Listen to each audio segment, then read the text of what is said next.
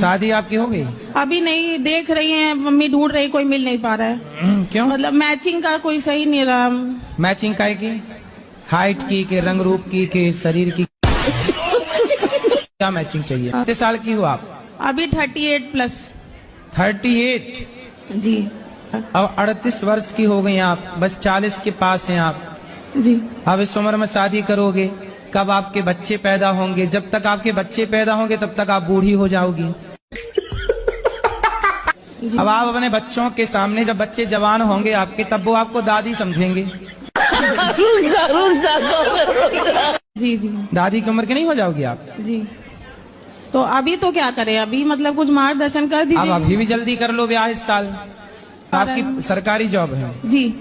तो किसी अच्छे ऐसे लड़के को देख लो जिसके पास कोई काम धंधा ना हो, बेचारा आपके संग रहेगा, उसका भला हो जाएगा।